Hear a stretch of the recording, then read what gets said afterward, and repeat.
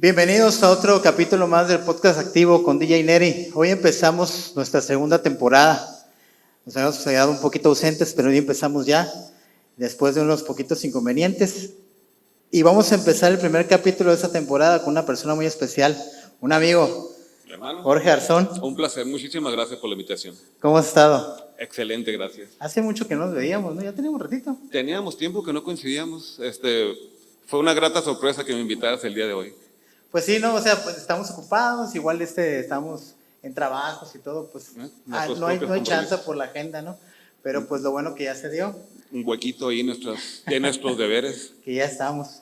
Oye, ¿ya viste la película de Deadpool igual? Y por supuesto, la estaba esperando desde que supe que iba a salir y poco a poquito fueron espoleando qué iba a pasar, quiénes iban a ser los invitados, los paneos para anteriores héroes. Esperándolos, fue la premiere, al siguiente día fui porque no quería estar lleno de gente. Le disfruté muchísimo, muchísimo le disfruté. Ahorita ya se pueden decir spoilers, por ejemplo, ¿no? Sí, la mayoría personas que ya querían verla, seguramente la vieron una o varias veces. Oye, bueno, a mí me gustó mucho, la neta. Estaba platicando con mis hijas.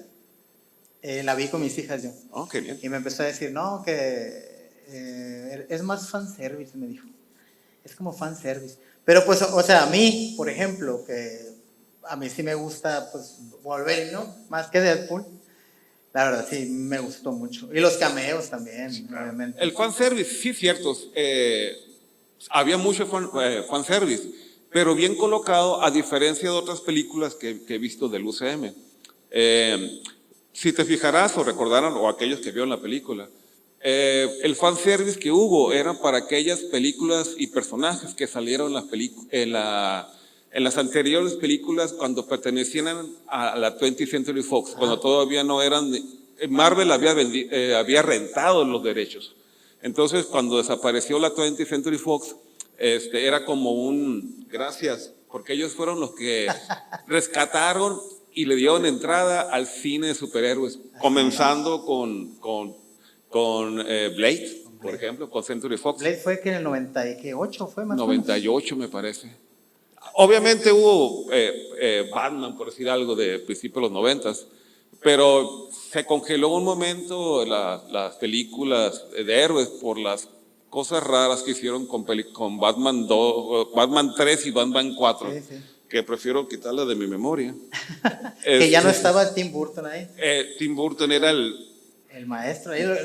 Hizo maravillas con los personajes. Él cuando pensó en un Joker, Jack Nicholson. No quería otro más. Hicieron varias personas casting, pero Jack Nicholson. Me acuerdo que en un escrito dicen que Tim Burton tenía una fotografía de Jack Nicholson y lo pintó de blanco con los labios de color y dijo, porque todos teníamos la referencia del Joker de la serie de televisión. Ándale, de los 60. De los 60. Entonces, el personaje que hacía al Joker, él usaba bigote. Sí. Entonces, él no quería rasurarse el bigote. Entonces, le pintaban por encima el bigote y parecía una deformidad.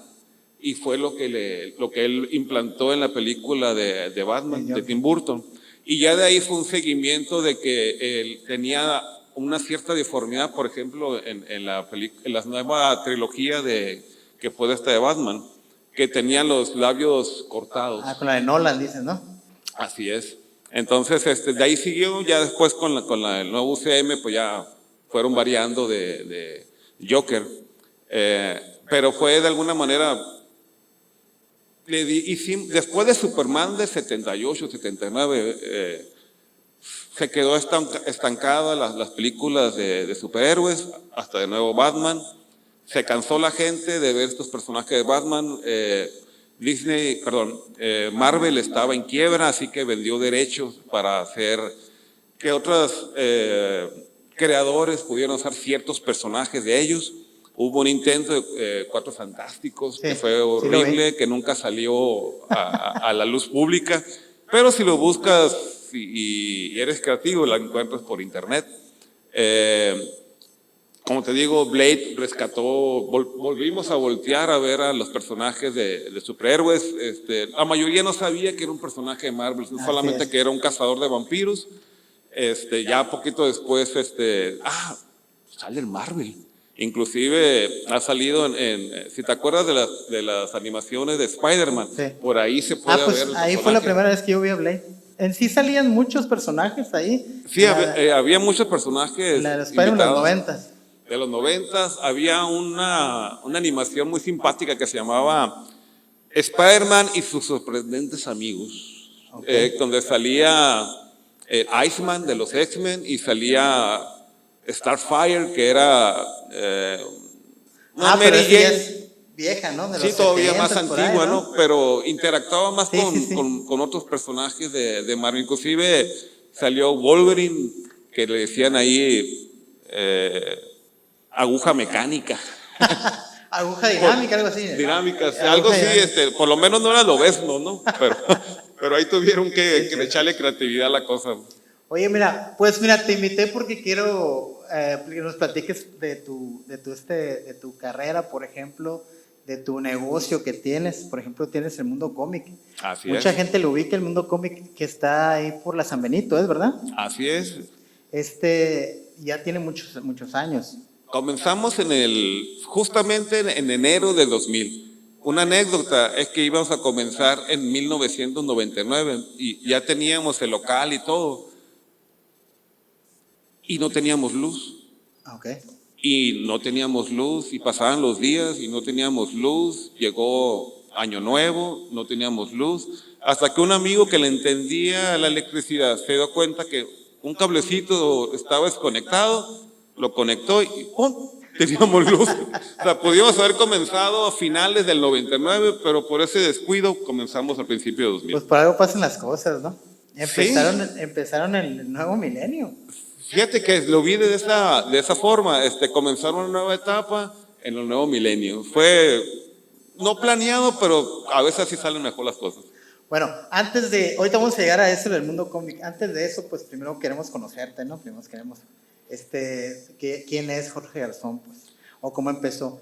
Tú eres de aquí, Hermosillo, ¿verdad? Así es, nací aquí en Hermosillo, aquí tuve todos mis estudios, estudié Ciencia de la Comunicación en la Universidad de Sonora,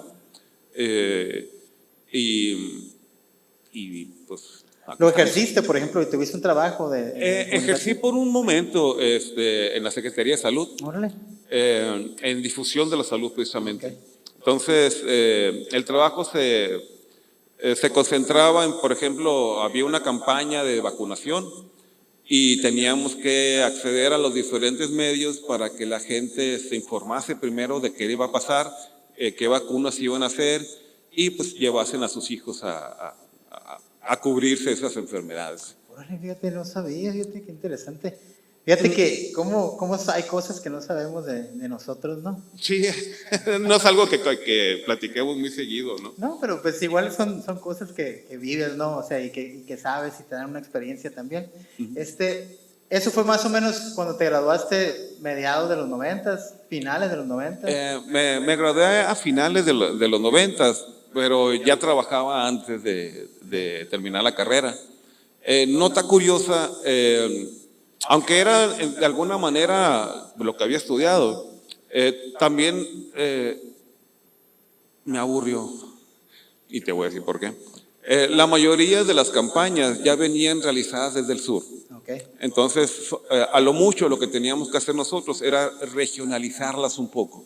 Okay. Entonces, no encontraba mucho reto. Era prácticamente, como decían ahora, copy-paste. Y eventualmente me cansó. No, pues sí, o sea, a veces pues es monótono, como dices, mucho los trabajos y pues llega como un tope que tú sientes como que no creces, ¿no? Anda, exactamente. No avanzas, no hay un nada. reto, no hay un reto. Y estudiar 4 años, bueno, casi 5 para ser sincero, y hacer algo que no me reta, que no me satisface, decidí eventualmente dejarlo. Ok. Oye, mira, antes de irnos al inicio del Mundo Cómic, ¿desde cuándo empezó, por ejemplo, tu gusto? ¿Empezaste con los cómics? ¿Empezaste con los animes?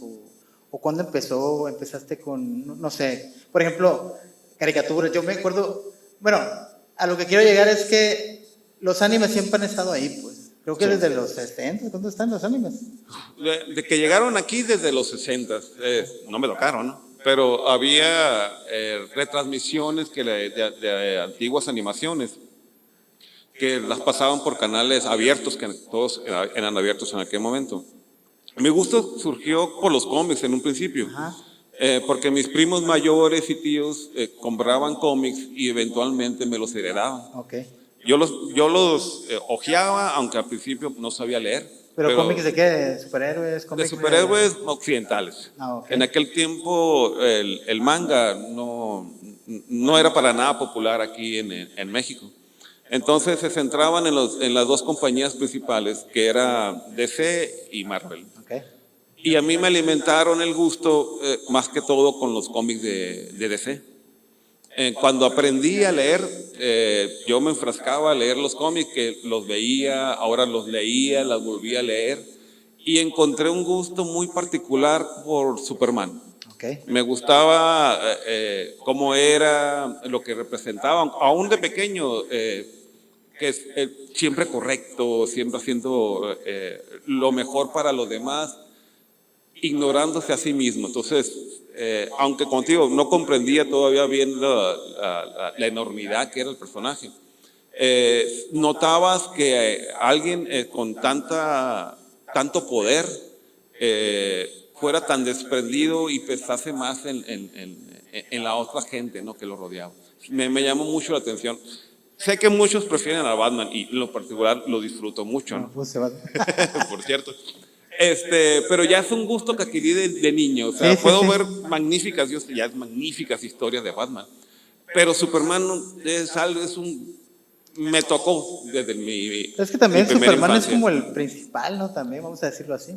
De hecho, De DC, ¿no? es el primer superhéroe de la historia. En 1938, cuando surgió por primera vez, fue el primer superhéroe como tal. Súper, válgame la redundancia. Antes había aventureros, habían personas como el Fantasma, por ejemplo, que Fantasma. al final del día, y aunque rescataban a la damisela, que era lo común en aquel momento, eran personas normales que de alguna manera entrenaron o se educaron a sí mismos para sobresalir. Pero Superman era súper. O sea, él fue concebido para estar por encima de los mortales, por llamarlo así. Pero pues ya le metieron un poquito más de imaginación ahí, ¿no? Un poquito más de pasión también para crear a Superman.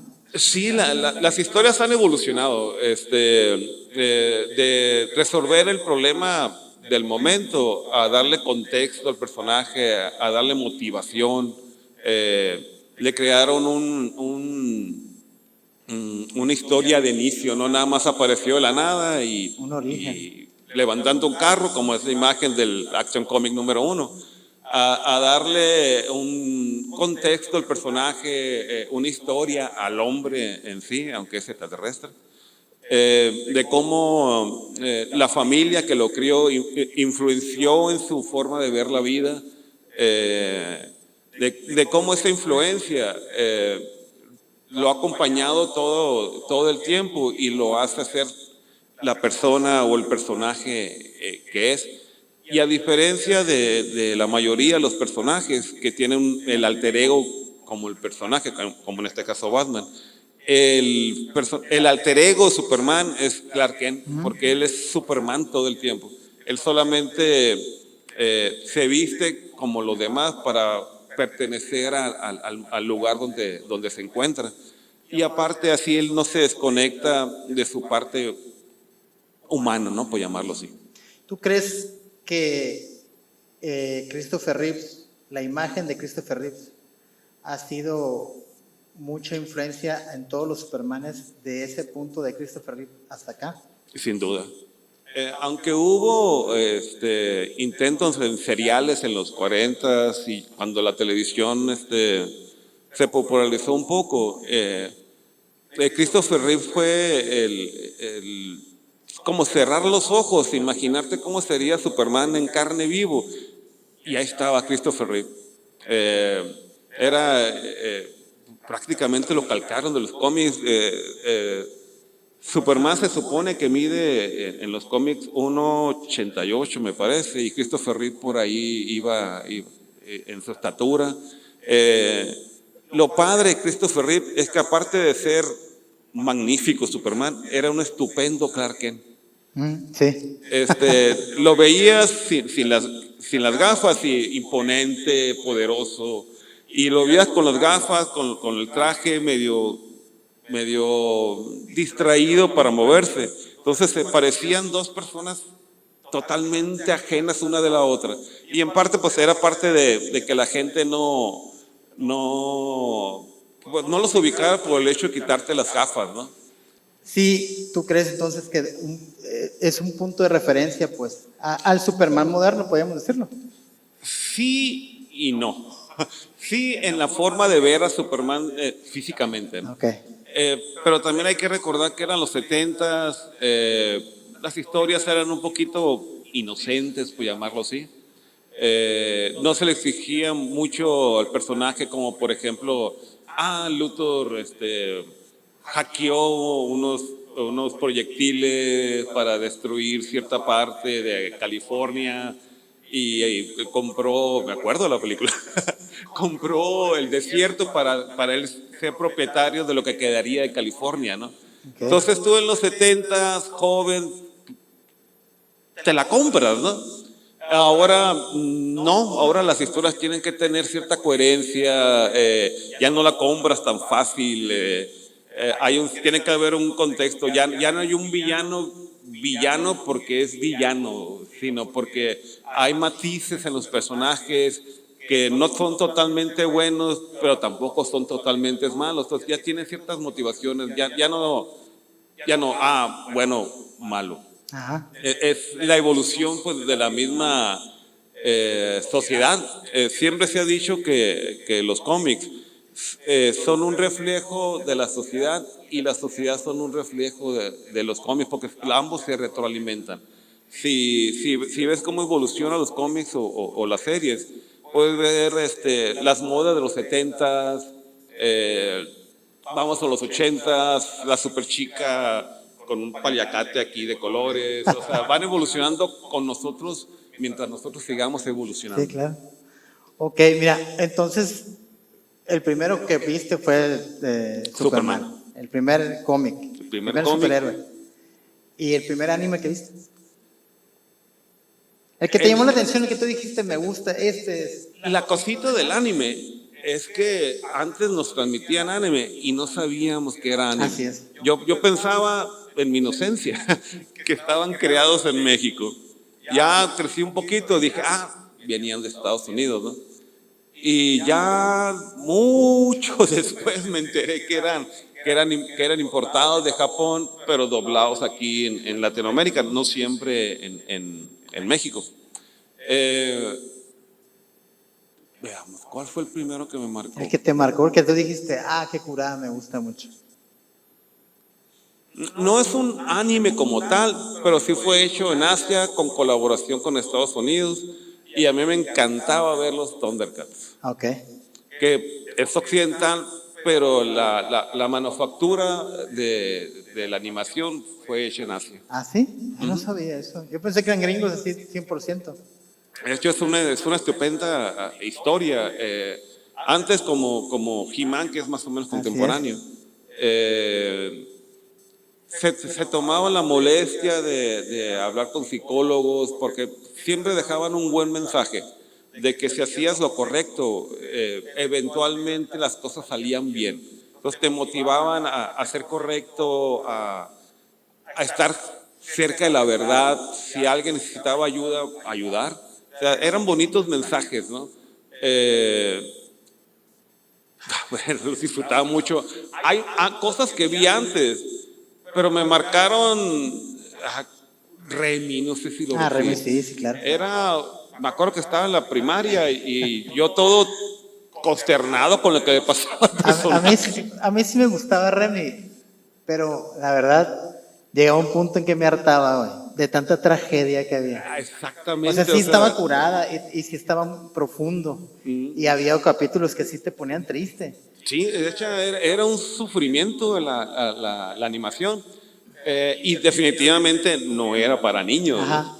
Pero en aquel momento tenían la vista de que, son bonitos, es para niños. Así Y no. Japón no se divide, tiene una división más Más tajante, o sea, animaciones para niños, para niñas, para adolescentes varones, adolescentes féminas, con temas de acción, fantasía, romance, terror. Entonces ahí está una cultura muy bien establecida, pero cuando llegó aquí en México, es monitos, hora infantil. Las caricaturas, Y pues como todos le decía. traumados con Remy, ¿no? O sea, me encantaba, pero era un sufrimiento. Sí, es como las caricaturas, pues, voy a ver caricaturas. Y eran los dibujos animados, pues, no sabíamos que eran animes.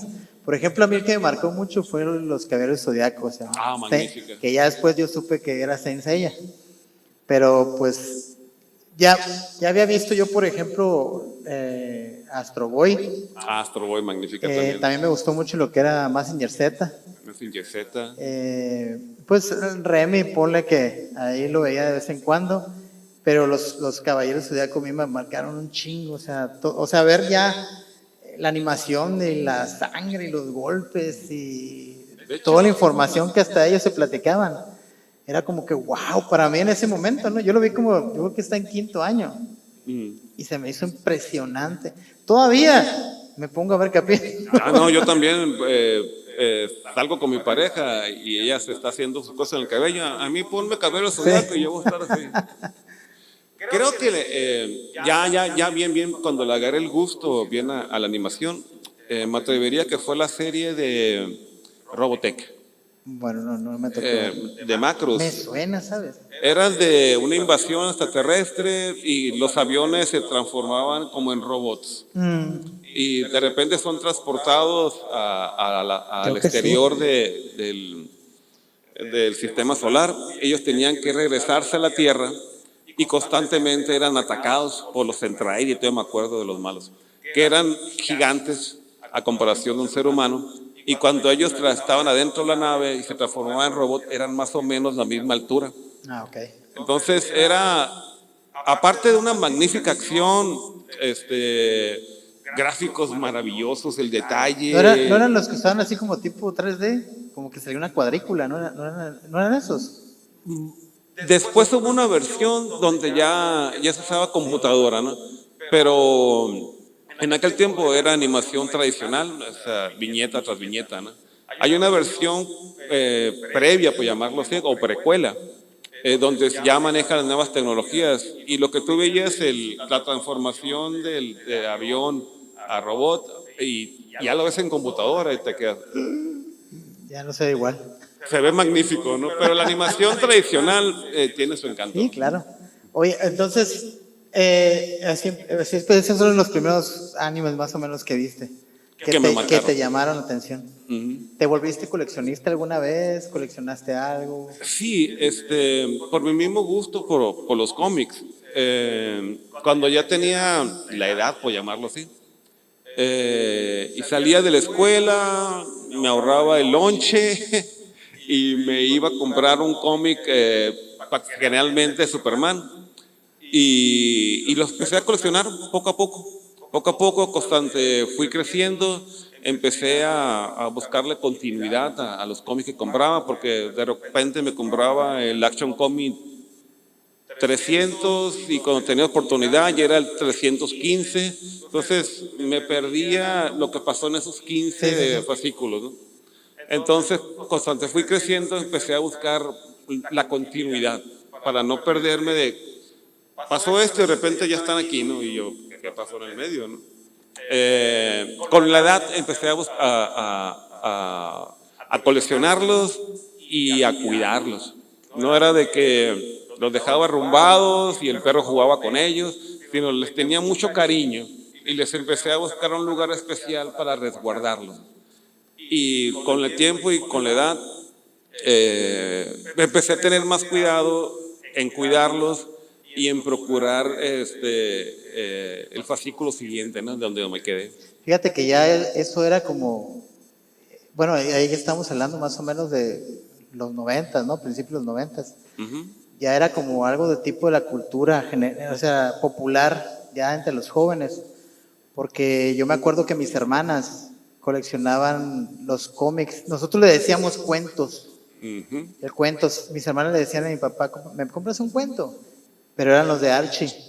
Oh. Entonces ellas tenían una caja grande, la forraron así como tipo regalo, y tenían un friego así de cómics de Archie, pero era parte de su adolescencia, pues, o sea, parte de ya de su cultura pop, como le dicen, ¿no? Pero sí es una parte muy importante en la cultura general, ¿no? Eso ya, en los cómics, y hasta ahorita en la fecha, ¿no? De hecho, Ahorita en la fecha. mm, en los finales de los 80 tuvo un resurgimiento el cómic aquí mexicano. Antes de ello, podríamos escuchar de Calimán, por Calimán. ejemplo, La Familia Burrón, Ah, eh, hasta si quieres sensacional de traileros, ¿verdad? Que sí, ya sí. tienen mucho El tiempo, vaquero. pero no estaban orientados a la juventud. Y precisamente los 80 le dio entrada, y principios de los 90, le dio entrada a cómics ya más dirigidos a la juventud. Yo me acuerdo que coleccionaba los cómics de Timbiriche. Órale. Estaban divertidos. Eran aventuras adolescentes, primero en secundaria y después en prepa, de aquellos que tú veías en la televisión cantando. Sí, sí, sí. Entonces salían ellos con situaciones en las que yo me identificaba. Además, recuerdo mucho un cómic donde Diego Schoening, me acuerdo Sí. todavía, tuvo un problemas con otra persona y entonces habían llegado los golpes, pero uno de los Timbiriche sabía artes marciales y le enseñó artes marciales e iba a participar en un torneo. No sé si te suena Karate Kid, Sí, claro. pero es la misma historia.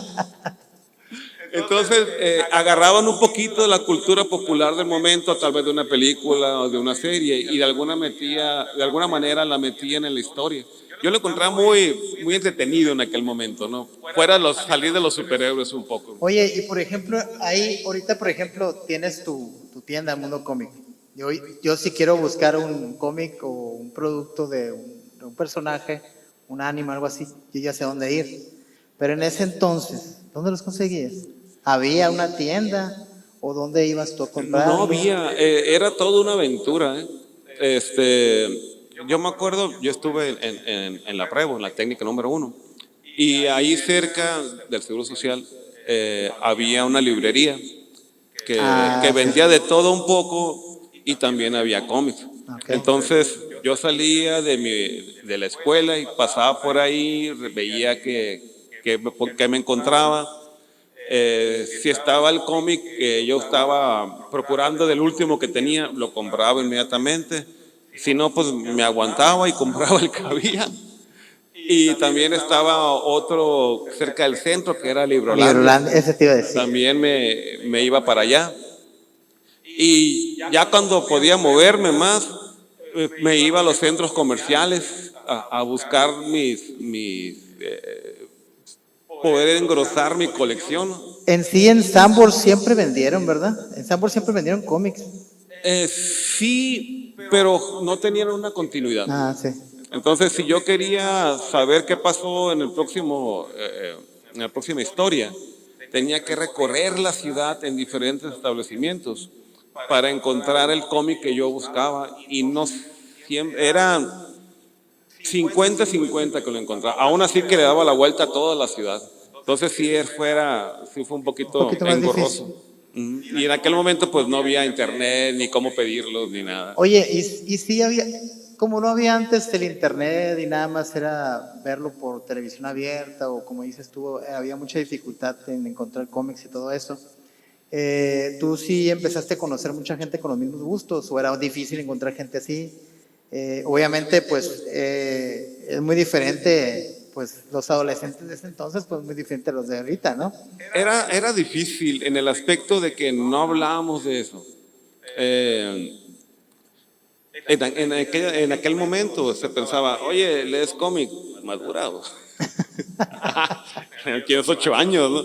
Aunque tendría 14, o sea, en realidad no estaba tan grande, ¿no? Pero sí había esa distinción de que si leías alguna publicación que en aquel momento pensaban que era para niños, automáticamente te volvías infantil al seguirlos leyendo. Sí, sí. Es como creer en, es que ese Santa Claus todavía madura, ¿no? O sea, entonces eran estigmas que había en aquel momento, ¿no? La vez que encontré a algunas personas que de alguna manera teníamos la misma afición, generalmente la guardábamos para nosotros. Yo, por ejemplo, yo siempre fui fan también, ya en la televisión, de la ciencia ficción. Ok. Entonces había una serie, aparte de las películas de Star Wars, había series como Galáctica, que la primera versión de aquellos tiempos. Y yo compartía la afición con un compañero de la secundaria y de la prepa. Y lo platicábamos entre nosotros.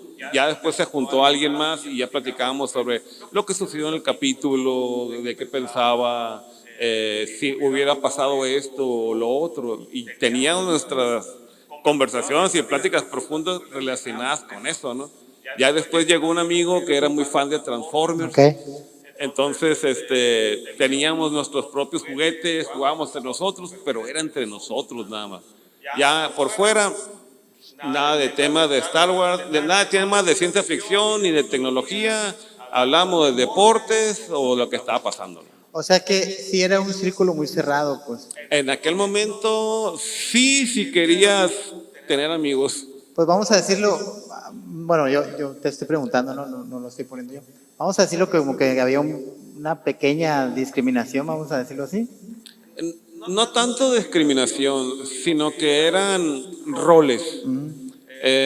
Si tú eras un niño en los 80s, lo que se esperaba de ti era jugar béisbol, irte a nadar,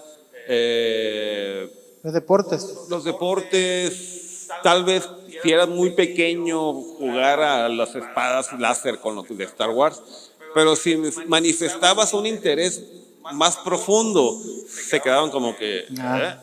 Sí, sí, sí. Entonces, eran roles que se tenían que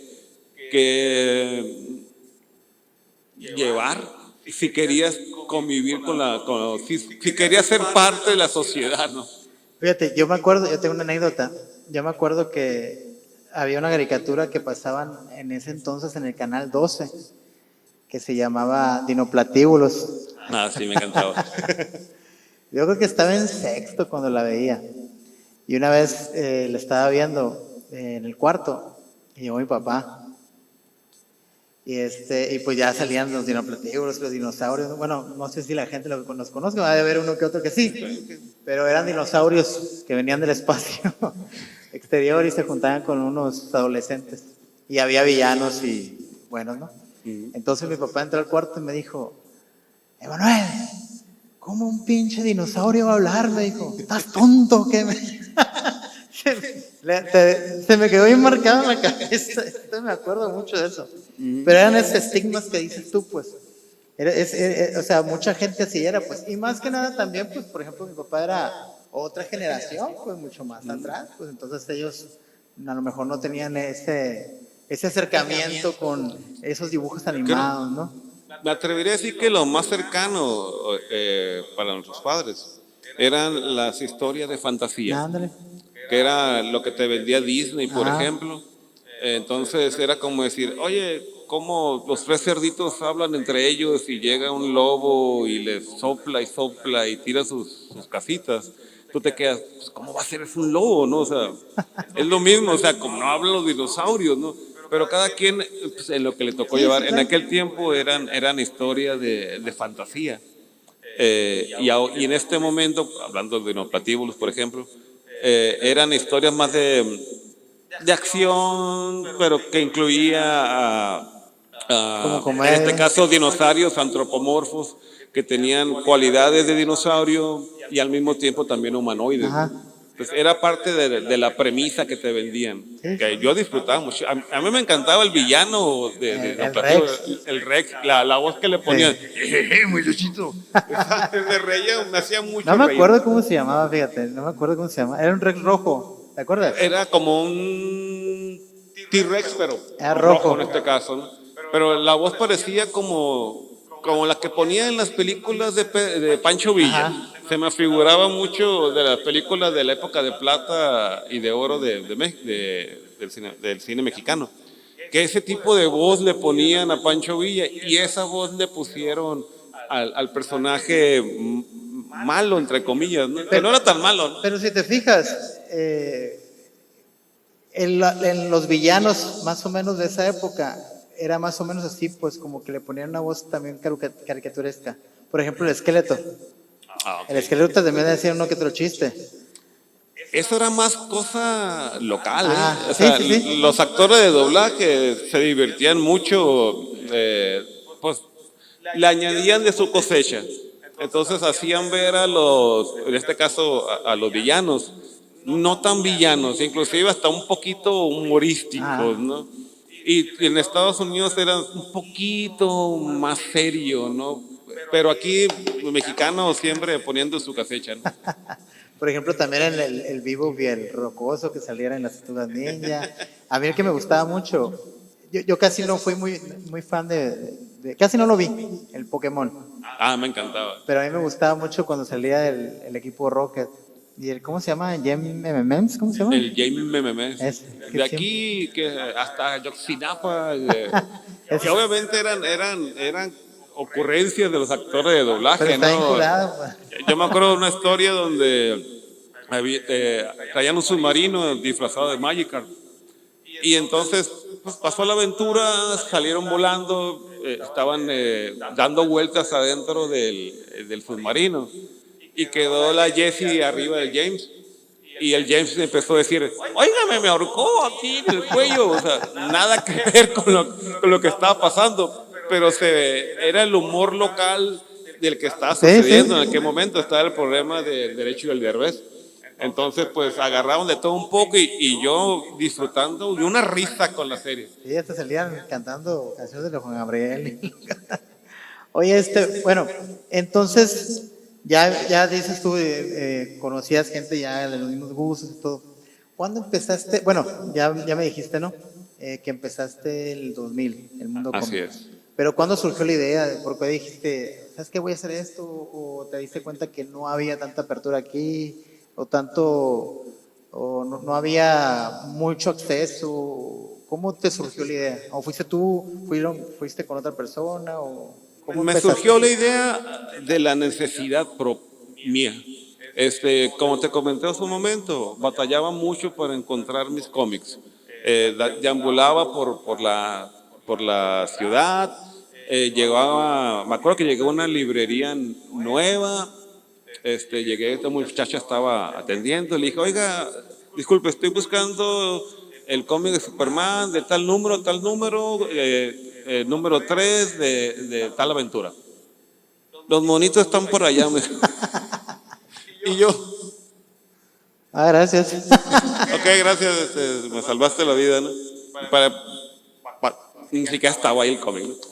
Entonces, estábamos platicando los amistades que recién había hecho. Y surgió la idea, oye, ¿por qué no abrimos un espacio donde vendamos cómics, compramos nuestros cómics, si vendemos algo, qué bueno, de ahí sacaríamos para comprar los mismos cómics, pues hay que averiguar cómo hacerlo. Entonces me hice la tarea de investigar de cómo llegaban los cómics a Hermosillo. Hablé con diferentes dueños y trabajadores de librerías. Ya me dijeron, ¿sabes qué? Tal distribuidor. Pero si te dan información o se ponían de que... ya ves que a veces la gente como que es muy celosa, pues. Sí, pero no hablaba no tanto con los dueños, sino con los trabajadores. Okay. Entonces yo yo de alguna manera fraternizaba un poquito con ellos porque me veían de manera constante llegar, eventualmente creaba cierta afinidad con ellos y, hola Francisco, ¿cómo estás? Ah, pues ya vienes por tu cómic. Yo, sí, no estaba para acabarle de molar. Oh, ni modo, ¿no? Y pues ya de alguna manera platicaba un poquito con ellos. Y cuando les llegué a preguntar, tuvieron la confianza y dicen, pues llegan por tal distribuidora, ahí te voy en el directorio a En la buscar, sección amarilla. que era una cosa de papel así grandote, grueso, sin ofender a nadie. Y ya me hice a la tarea de investigar, eventualmente encontré el lugar y hablé con ellos de ver cómo era la metodología para tener y yo vender. De hecho, se extrañaron muchísimo de que yo quisiera manejar nada más ese tipo de producto. Órale. Porque ellos manejaban, pues obviamente, diferentes tipos de literaturas. Me decían, oye, ¿no te quieres llevar las banderas o lo qué sé yo? Y yo, no, nada más esto. Y pues, no sé, a lo mejor le di ternurita, que tú estás estudiando. Y me dijeron que sí, que podían surtirme el material que yo quería, inclusive me dieron una lista y dentro de la lista había títulos que ellos no traían porque no los consideraban importantes. Entonces también esa era la razón porque a veces los cómics no los encontraban porque las mismas personas que solicitaban la mercancía te decían, ¿vas a querer un Superman? Pues dame dos, o porque Superman hay como, en aquel momento había tres títulos. Entonces para él Superman era Superman, o los Avengers eran los Avengers. Entonces no le ponían mayor interés al producto. Entonces yo vi la lista y dije, oye, ¿me puedes traer este?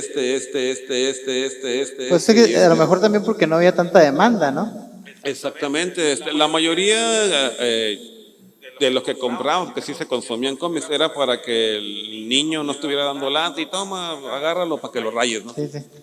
Y para mí no. Entonces me hice a la tarea, platiqué con mis amigos, juntamos unos meses el dinero que podíamos juntar, nos alcanzó para rentar un local y por ponerlo en monedas de este tiempo, juntamos, éramos 4, juntamos como cerca de 3,000 pesos. Entonces dijimos, súper. Y ya compré 3,000 pesos de cómic y en una cajita. Que venían más o menos cuántos. Vendrían, no sé, unos 20 y tantos, 30 cómics. Pero pues caben en una cajita así, entonces nos quedamos, oye, pues, ¿cómo llenamos el lugar, no? Y ya ahí cada quien trajo, pero de manera de decoración, algunos cómics que teníamos nosotros en nuestras colecciones personales, para que se viera más vistoso, ¿no? Pero como te comenté, nuestro interés primordial era comprar nuestros cómics. Y local lo teníamos para discutir las aventuras, platicar lo que estaba pasando, era de nosotros. Cuando llegó la primera persona y dijo, hola, ¿venden cómics? Nosotros, sí, ¿por qué? Pero son Porque míos. estoy buscando tal cómic, ¿lo tienen? Y yo, sí, ¿lo quieres comprar? Sí, por favor. Y yo, vaya, pues se lo vendimos, ¿no? Y poco a poco empezó a llegar más gente, llegó otro. O sea, la publicidad que tuvieron en ese entonces fue más de boca en boca. De boca en boca, exactamente. Dicen que es la más importante, ¿no? Es la mejor. Sí, porque siempre pensamos, como éramos coleccionistas, vendiendo coleccionistas, entonces era una convivencia muy grata con los clientes, con los pocos clientes que teníamos en ese momento. Y recuerdo que uno de los iniciadores, él era también muy fan del manga o el cómic japonés. Yo no lo hacía en la vida. Entonces ya me empezó a explicar que cómo era el manga japonés, O sea que ya tú, cuando ya tenías el negocio, ahí fuiste cuando empezaste a conocer el manga. Empecé a conocer un poquito más allá de lo que era el cómic occidental. Ok. Empecé a escuchar un poquito más, que con los mismos clientes te nutrías.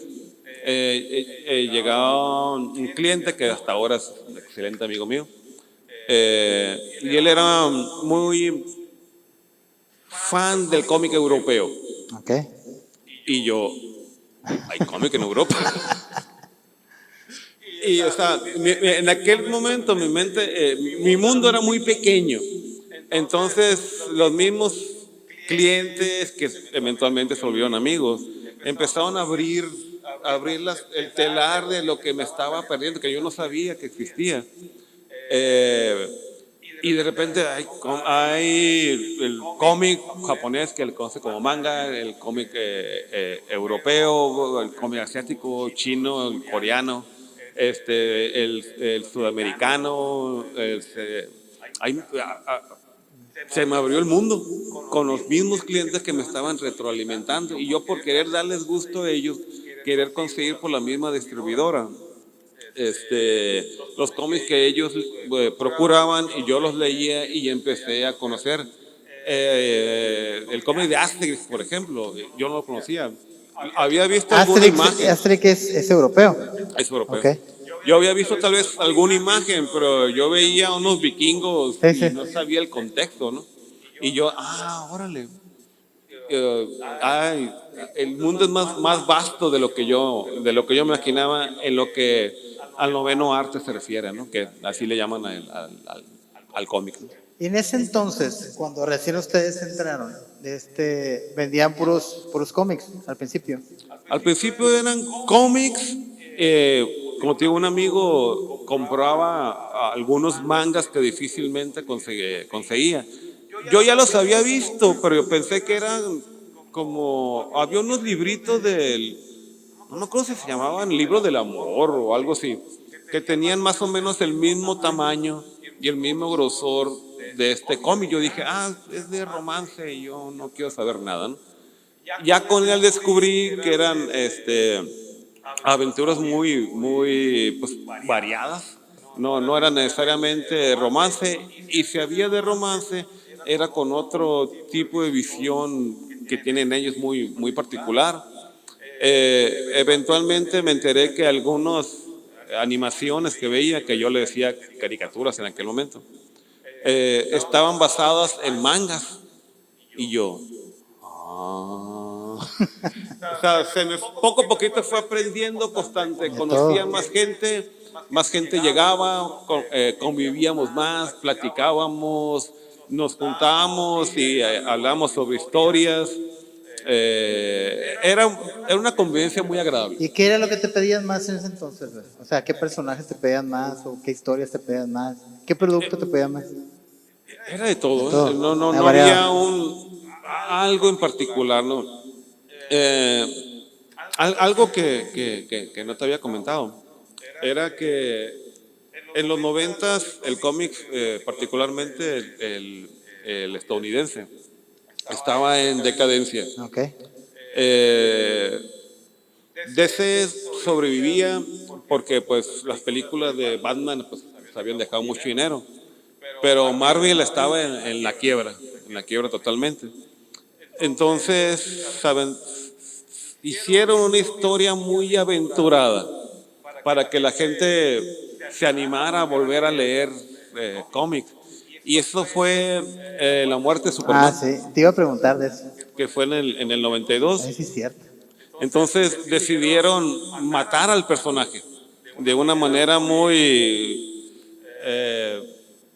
épica, por llamarlo así. Entonces yo me acuerdo que veía la televisión, veía las noticias y era todo, traían de boca en boca. Superman, el héroe icónico de toda la vida de Estados Unidos, que defendía la forma norteamericana de vivir, va a morir. Y yo... Pues la verdad sí fue un suceso bien grande, ¿verdad? Fue un suceso enorme. Todo mundo compró el cómic. Bueno, no todo, ¿no? Pero quienes estaban interesados o quienes lo leían o por Y me curiosidad. acuerdo que pasaban en las noticias y había fila para comprar el cómic. Y no sé si era una caja o era el cómic en sí, pero era así negro, con la S roja, como con sangre. Es lo que salía me acuerdo que salía en las noticias. De hecho, aquí salió en un tomo único, Ajá. que juntó varias revistas, que eran de la Liga de la Justicia, el cómic como tal de Superman. Pero aquí no lo vendieron, como dicen en el gremio, grapa. Grapa se le llama al cómic que están unidos con una grapa, Ah, ok, y es la forma cotidiana de llamarle. Aquí llegó como una edición especial, tipo libro, Ah, ok.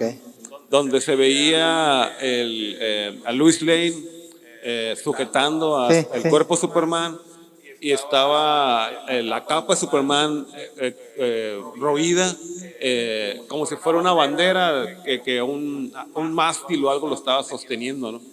Aquí no tuvimos que sufrir como en Estados Unidos de que salía un cómic y a los 15 a 20 días el otro. Sí lo tuvimos que esperar, pero nos llegó en edición especial. De hecho, lo tengo en mi colección. La primera edición la tengo conmigo. Y ya eventualmente, pero ya en los años, los maneros lo sacaron de manera de grapa. Pero tuve la fortuna de que algunas personas que iban a Estados Unidos querían traerme un regalito y ya sabían qué regalarme. Y me trajeron varios cómics que salieron allá, como tío, en grapa. Y casi tengo la colección completa. Y en alguno de esos cómics venía una banda negra Ok. con el Sí, símbolo de bueno. Superman, que era el que traían en los cómics cuando era el sepelio de Superman. Ah, sí. Entonces te lo ponías como, es una costumbre muy norteamericana de ponerte la banda negra en el brazo. Y los cómics venían con esa banda. Pues ahí tengo el cómic en su bolsita con la La banda. bandita, Qué muy chingón, bien güey. guardadita, ¿no? No, qué chingón. La neta sí, sí, fue un suceso muy ¿cómo se le llama cuando? Fue global, Muy mediático. inclusive Muy mediático mediático. también. Se llegó a decir que de los símbolos más conocidos universalmente está la cruz y la S de Superman. O sea, no sabrás, tal vez no habrás leído un cómic de Superman, pero ves la S adentro Es como de su un forma rombo. geométrica y o sea, reconoces Sí. la imagen, ¿no? Y en todo el mundo, ¿no? En todo el mundo es reconocida, aunque no hayan necesariamente leído un cómic, ¿no? Sí. O la cruz sin ser necesariamente pues cristiano, ¿no? Oye, entonces, tú dices ahorita que le hablabas a una, ¿qué es editora, dices? No, era una Una distribuidora. distribuidora, para conseguir los cómics y todo eso. Después llega el internet ya comercial aquí ya que lo empezamos a usar todos. Oye, y pues con la entrada del internet fue más fácil, por ejemplo, conseguir el material, conseguir los cómics. Al principio no fue más fácil, pero sí nos abrieron ambos mercados. Como la cultura del manga japonés estaba muy en ciernes apenas en México, pero muchas personas gustaban de los cómics, de las historias y de la cultura que ellos conocían de Japón. Entonces empezamos a pedir a España. Ajá. España. Los primeros mangas que importamos los pedimos a España. ¿Tardaban mucho en llegar? Sí. O sea, era por Tardaban, correo todo, ¿no? venían por barco para empezar. Nosotros rogando que nos fundiera el barco, ¿no? Y aparte, como te digo, nuestros alcances económicos no eran muchos. Entonces, para nosotros considerar una pérdida de esa manera era, va a salir mi bolsa. Entonces, empezamos a usar esos medios muy básicos al principio. Era directamente hablar con las editoriales por correo, hacer la solicitud de tales tomos, depositar, rogarle a Dios que todo pase bien y sucedan las cosas apropiadamente. Y todo llegó Bien. bien, gracias a Dios. De hecho, me acuerdo, pedimos los volúmenes de una serie magnífica, por cierto, que se llama Evangelion. Ah, ya. Eh, no la conocía, ahí en ese momento empecé a leerlo, después me enteré que había una animación magnífica también. Y eso fue lo primero que hicimos. Nos fuimos adaptando poco a poquito a la apertura que nos daba el Internet para poder comunicarnos con diferentes, no solamente las editoriales nacionales, sino, por ejemplo, en aquel tiempo España y Argentina nos llevaban mucho camino ya recorrido. Sí. Entonces, algunos no lo tenía Argentina, lo pedimos España, si no lo tenía España, lo pedimos Argentina. Eventualmente hicimos algunas migas con algunas tiendas de la Ciudad de México. Entonces, a veces también les pedíamos a ellos por la facilidad que ya estaban en la República. Y de repente se puso de moda que algunos estudiaban japonés.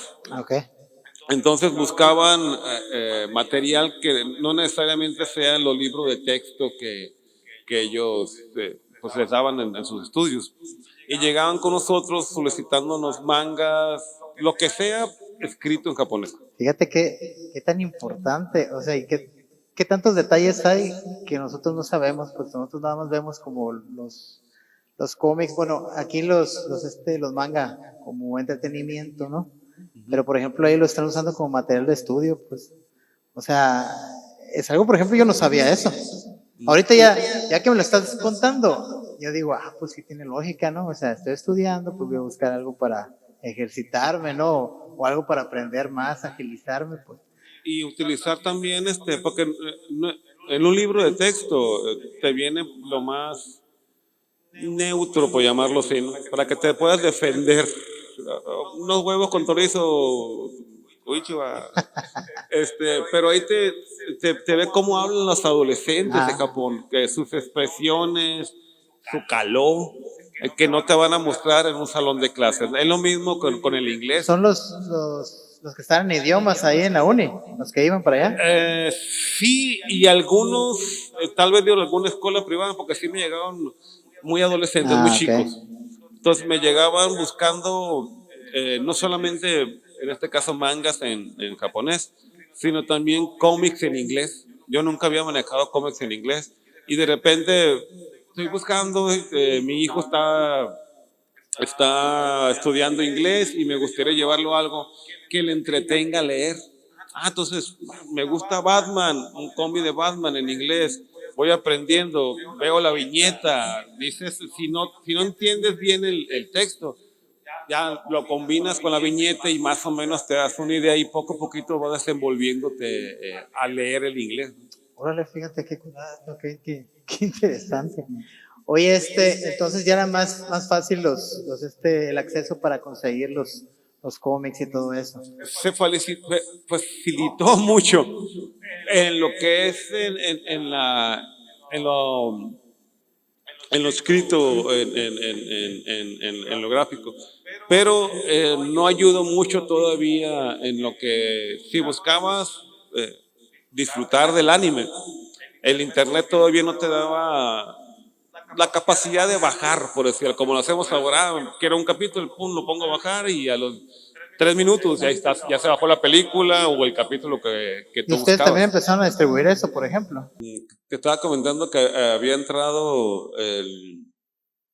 como herramienta el internet, pero Ah, ok. sí ayudó y abrió puertas de poder acceder a mercancía, pero todavía no te daba acceso a adquirir películas o series japonesas que se estaban poniendo muy de moda en aquel momento. Eh, Más allá de poder pedirlas, no tenías acceso directo a ellas. Ok. Entonces, la gente que quería verlas o de alguna manera compartirlas con más gente que tenía el mismo gusto, aplicaban lo que hacíamos en los 90 para la música. Te enterabas cuándo lo iban a pasar, ya sea por Canal 6, Canal 12, okay. ponías el VHS y lo grababas. Y era la forma de que podías tener acceso a, no sé, yo me acuerdo mucho de una película que se llamaba El Hombre Lente, que lo pasaron por Telemax.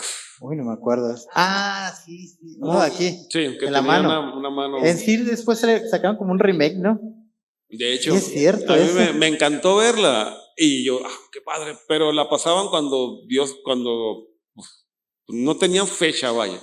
Igual que había uno de un unicornio, ¿te acuerdas? Sí, No me acuerdo cómo se llamaba tampoco ese, lo pero recuerdo, pero sí me acuerdo ese también lo del pasaron en unicornio. Telemax, creo. Telemax, de hecho, se prestaba más a pasar películas. Y ya las televisoras ya más nacionales, pues ya poco a poquito empezaron a meter anime japonés, dejando un poquito a un lado de repente las que vienen de Estados Unidos. Pero si te fijas, como que ahí te dabas cuenta que había otro tipo de anime, pues, por ejemplo, que pues veíamos, como te digo, yo veía los Caballeros del Zodiaco, o que veíamos Remy, o los Supercampeones, que ya, ahora ya usan el Capitán Tsubasa, ¿no? Antes le decíamos Supercampeones. Pero ya cuando veías, por ejemplo, ese del unicornio, que no me acuerdo cómo se llama, ya veías la animación más diferente, pues hasta un poquito de miedo te daban los personajes, de las características que tenían, o sea, los detalles, de cómo se movían, o sea, ya tú veías como otra cosa diferente a lo que estabas acostumbrado a ver, ¿no? Clásica Normalmente. animación de aventura y Sí, acción. Como comenté hace un momento, era que la mayoría de las personas que dirigían la programación veían, son monitos, es para ajá, niños, así es. tíraselo en horario infantil. Y sí, algunos sí la atinaron, ¿no? Pero hay otros que no, por ejemplo, que mencionas de Unicornio, que era una historia muy densa, la iluminación, la ambientación era un poquito tétrico. Sí, Entonces, inclusive algunos salían sin censura, me acuerdo. ajá, Como eran definitivamente para adolescentes mayores o para adultos, ciertas animaciones que nos pasaron. Y también se debió a que los japoneses en su sabiduría en mercadotecnia, ellos te decían, ok, quieres tal temporada de Caballero Zodiaco, pero viene junto con tal y tal anime. ok. Entonces, pero yo solamente quiero Caballeros, pero viene en paquete. Es con la venta, pues, para que te lo Entonces, lleves. le ponían 2, 3 animes, que a veces sí pegaba, chicle pegaba. Por ejemplo, a mí me encantaba mucho ver Ranma y medio, Sí, a mí también me gusta. que después, como venía, era de la misma creadora, venía con Inuyasha. O no me acuerdo si fue al revés. La cosa es que Inuyasha y Ranma y medio eran de la misma creadora. Ok. Y yo le agarré mucho gusto a Inuyasha. Me gustó porque era más de aventuras. Tenía un toquecito de romance, pero en realidad era más aventura. Y Ranma y medio tenía aventura, pero tenía más romance. Ajá. Entonces era como que Inuyasha era más para chicos y Ranma y medio Ahí se era más combina. para niñas. Se notaba muy fácil. Ya después me enteré, ¿no? Ya, en aquel momento no me da cuenta. Era cuando nerfeaban a los hombres. Es que era un anime dirigido a chicas. Ok. En este caso, la Akane era muy inteligente, era muy proactiva, creativa. Y el Ranma ahí estaba de mantenido en la casa El y pendejón, nomás pues. agarraba golpes. O sea, enaltecía las actitudes femeninas. Ajá. Y en el caso de los animes para varones, enaltecían mucho los valores que ellos creían importantes para los hombres, como era la lealtad, el crearse un objetivo y lograrlo, ir tras él, cueste lo que cueste, pero siempre acompañado de amigos, de personas que te impulsaban o te empujaban a alcanzar ese objetivo. Algo muy japonés, aunque era un personaje principal, pero el logro era grupal. Sí. O sea, Seiya no hubiera sido Seiya si no hubiera estado Iki, si no hubiera estado Chon, sin los demás caballeros de bronce. Seiya simplemente no lo hace.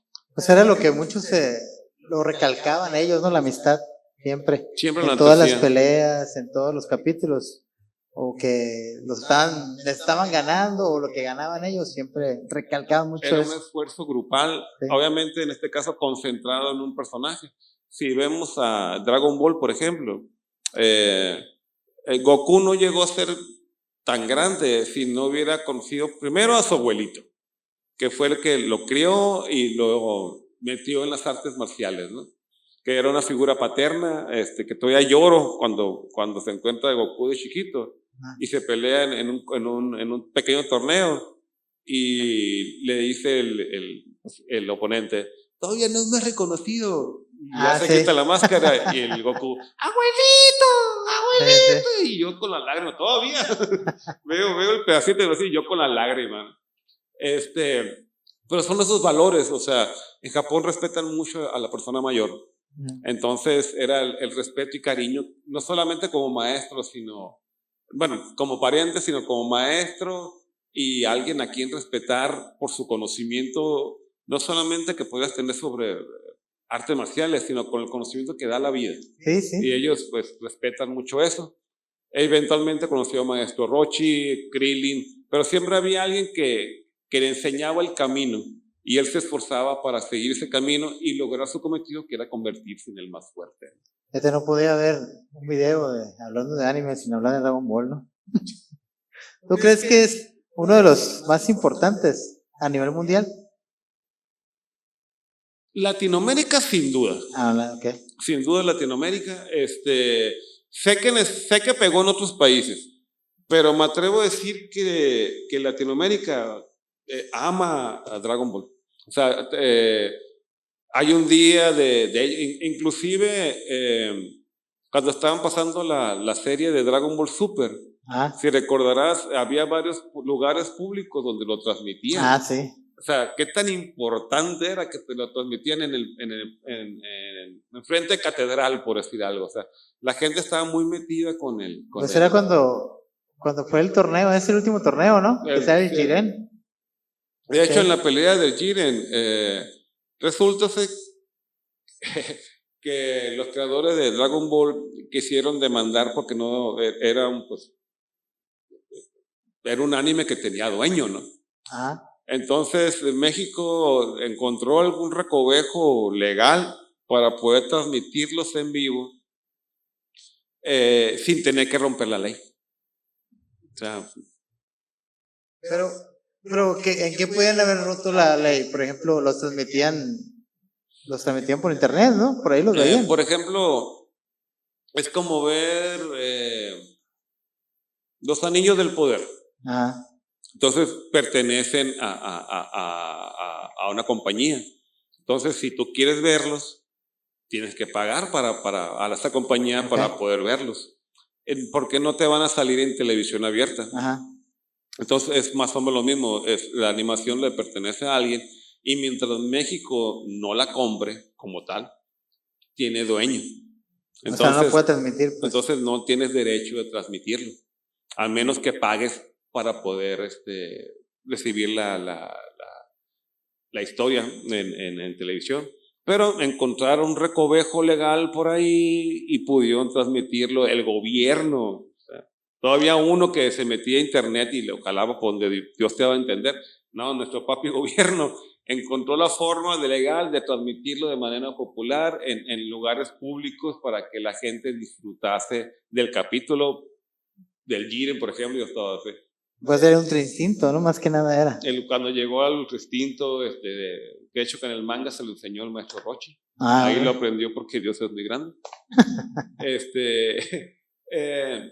Definitivamente el manga, el anime, el cómic, las películas que estamos disfrutando ahora, han hecho más cotidiano el convivir con estos personajes. Yo recuerdo que cuando la tienda tenía sus primeros años, la gente que gustaba de este tipo de literatura o animación, a veces llegaban con colitos, con orejitas. Okay. Y se las ponían en la tienda. Y cuando salían se Se las quitaban las quitaban. orejitas y la colita, o traían abajo una camiseta o algo que representara Pero a su eso, persona. más o menos, ¿cuándo era?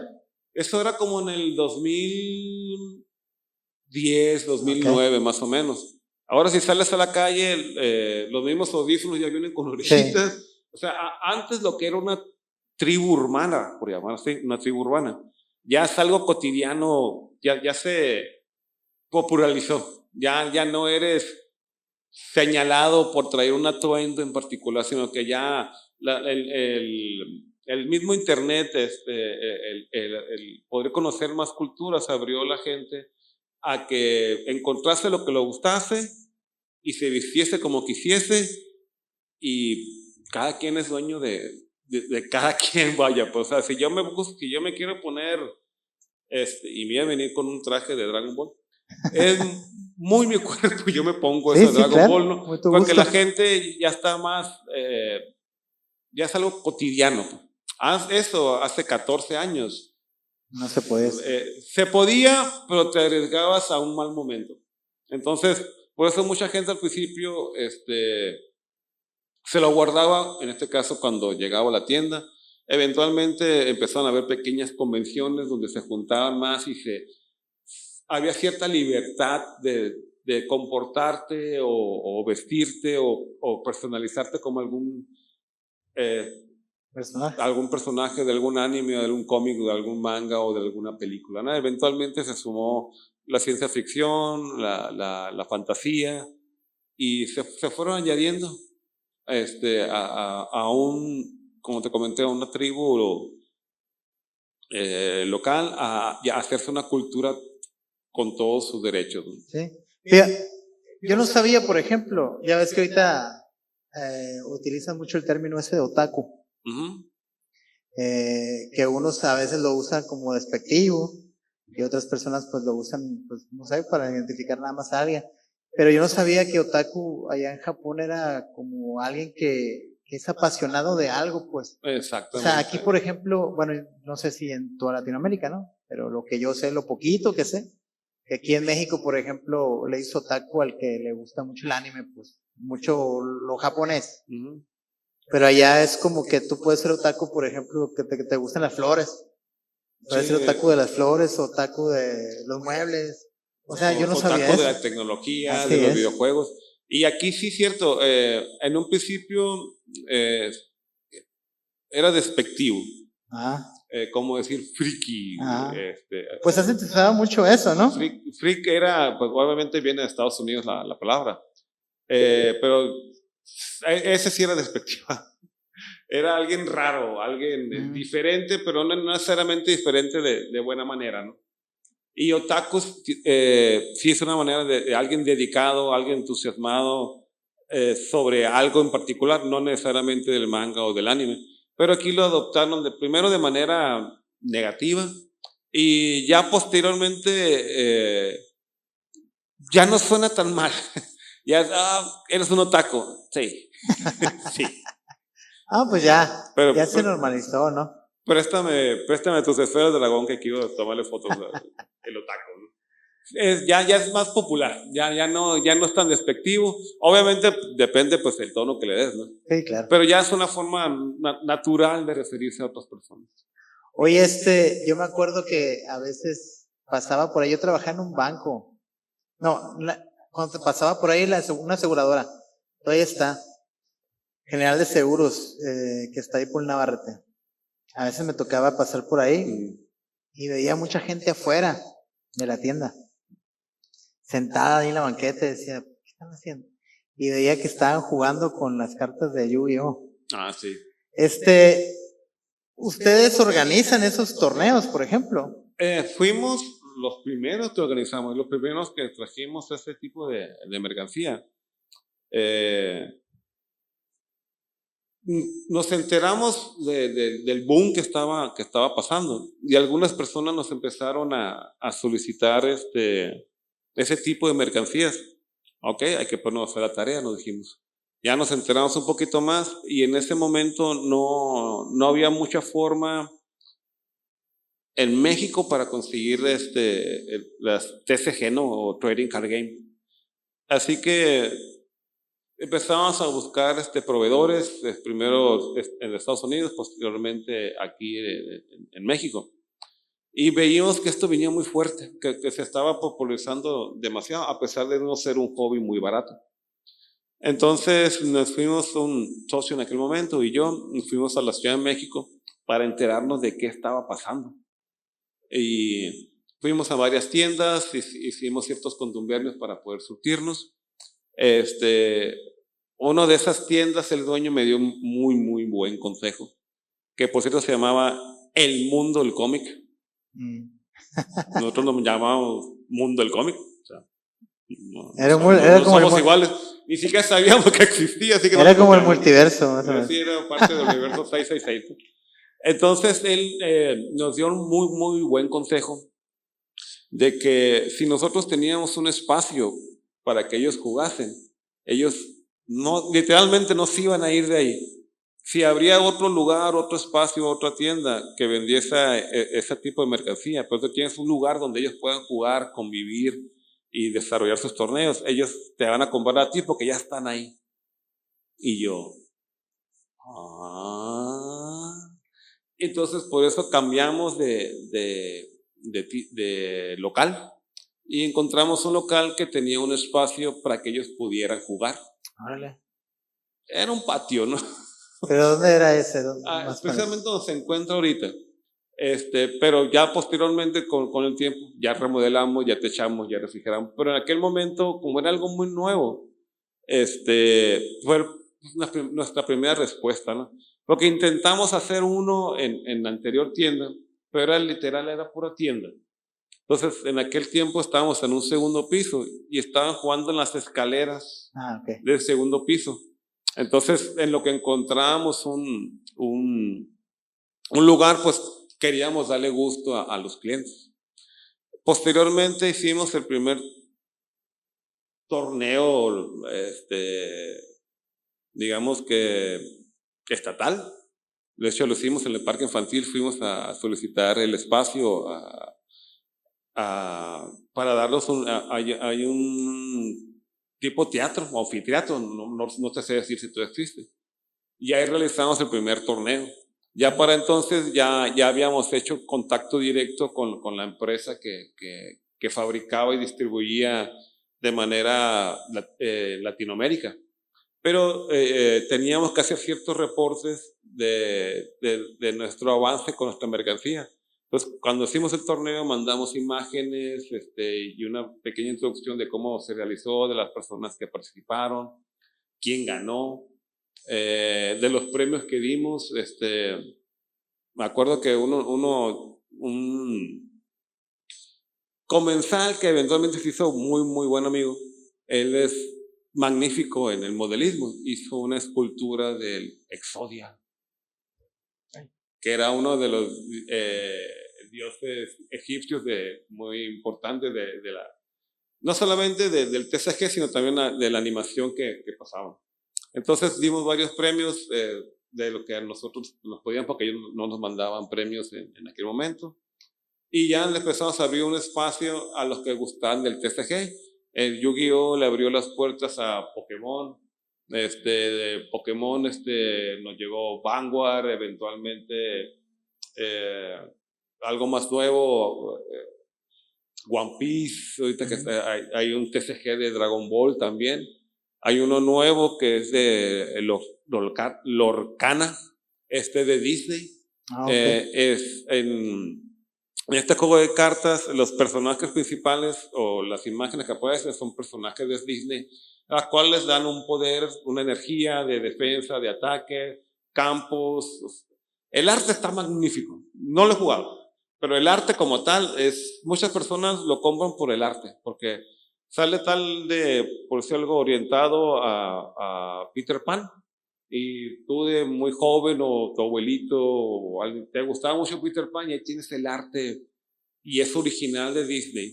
Entonces, aunque no jueguen, conservan el arte. Les gusta tenerlo por la belleza de lo que está plasmado en este caso en el TCG. Oye, pero yo he visto que hay mucho auge de eso, ¿no? Hay mucha gente que juega. O sea, hay muchos comensales, como dices tú, hay muchos participantes.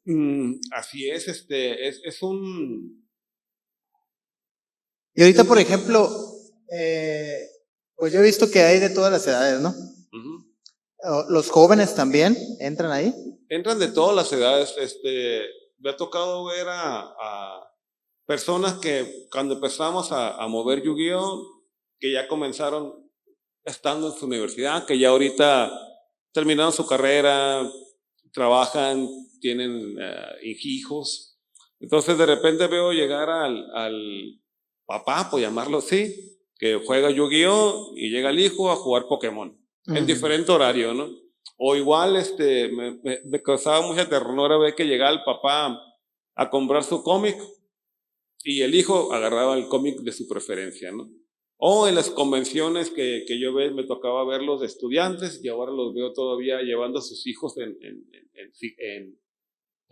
Carriola. en carriola, o el papá vestido del Mandaloriano y el hijo vestido del Grogu. O sea, cómo las generaciones van pasando a otras generaciones, y tú le vas de alguna manera mostrando porque tu hijo te ve viendo películas, leyendo cómics, viendo series, y de alguna manera le contagias tu entusiasmo a ese infante. Eventualmente, pues, elige por sí solo, ¿no? Sí. Pero es grato ver cómo pasa de una generación a otra, el gusto por este tipo de ¿cómo se le conoce, no? El noveno arte, ¿no? Oye, convenciones, ¿has ido a muchas convenciones? He tenido la fortuna de ir a algunas, sí. O sea, pero fuera de aquí de Sonora, México, por ejemplo. Sí, a la Mole, por ejemplo, me tocó ir en varias ocasiones. ¿Esa dónde En la es? Ciudad de México. ¿Es la más importante esa? Sí, me atrevo a decir que sí. Hay comisiones grandes en alrededor de la República, pero ahí donde puedes encontrar invitados internacionales magníficos de cosplay que vienen de Europa Oriental, de Japón. De hecho, algunos concursantes que ganan ahí se van a torneos internacionales. Vale. Puedes encontrar stands con mercancía de todo el mundo. Es muy impresionante asistir. ¿Y qué personajes pues vamos a decirlo así, de doblaje o así es conocido o te ha tocado ver en vivo? Me ha tocado ver muchos, pero el que más bonito recuerdo tengo es Ricardo Silva, el cantante de Chala es Chala. Ah, ok. Entonces, siempre me tocó verlo muchas veces. Por llevar stand, me tocaba ver sus ensayos. Tenía una forma de ser tan grande el señor, que paz descansa. Ya falleció hace rato, ¿no? Sí, hace algunos años. Y una vez, de hecho la última vez, poco antes de que él falleciera, fue antes de la pandemia, me lo encontré afuera del evento y me atreví a hablarle porque yo mucho respeto a lo que él hace, por no perturbarle, pues no me acercaba mucho, ¿no? Pero yo siempre había escuchado que era una persona muy abierta, muy amigable, muy sociable, y llegué, hola, soy Jorge. Me acuerdo que esa vez iba, cuando voy a las convenciones, ya sea como asistente o para trabajar, me gusta cosplayarme o disfrazarme de algo para sentirme parte de, no solamente trabajo. Y en ese momento iba cosplay del Winter Soldier. Ok. De Marvel. Y me acerqué a él y le dije, hola, soy fan de usted, disfruto mucho su música, su arte. El señor ha cantado innumerables canciones de series, no solamente japonesas, sino también de Estados Unidos. Y él muy amable, muy abierto, muy cordial. Claro, pues nos tomamos una foto si quiere, ya me tomé una foto con él. Y a los meses me enteré que falleció. Sí. O sea, en la pandemia falleció. Se presume que sí. Okay. Y la verdad, no había visto tanto apego a alguien que falleciera del gremio, como lo fue este señor. Se hicieron grupos para recordarle. Los mismos actores de doblaje hicieron especiales hacia él. Fue muy triste para los que disfrutamos lo que él hacía y que de alguna manera pues estamos ahí dentro del dentro rubro. dentro del rubro. Pues, Mi mayor recuerdo y mi mayor tristeza. pues la verdad, o sea, nos dejó la canción de Dragon Ball, ¿no? Y todos la cantamos. Entre muchas más, o sea, Dragon Ball tal vez sea la más icónica, pero hizo muchísimas. Me imagino. Oye, los cosplay que has hecho, los que más te han gustado. Yo me acuerdo que te vi, que me gustó mucho cuando estabas de Mr. Satan. Yo lo poner en Landon, está incurada. Te quedó bien chingón ese. Eso estuvo muy divertido. Y también no me acuerdo, no, es que no sé cómo se llama, el de Harry Potter. Sirius. Me fui Sirius, ¿se llama algo así? Sirius Black. Ándale. Del padrino de Harry Potter. Fíjate que soy muy cómodo dentro de lo que cabe. Y cuando busco un personaje para poder emularlo, que de alguna manera tenga cierta facilidad en mi aspecto físico Sí, para poder vestirme como él. En el caso de Mr. Satan, pues estoy chingón, estoy chingón. Cuando fue de Winter Soldier, pues me planché un poquito el cabello, me puse una careta y ya soy Winter Soldier. Uno que lo reciclé varias veces, fue de una serie de HBO que era Game of Thrones. Y me disfracé del Jon Snow. ¿No? Yo, pues ya, en el cabello, tenía más o menos el bigote. Mi novia es espléndida con la máquina de coser y con los diseños.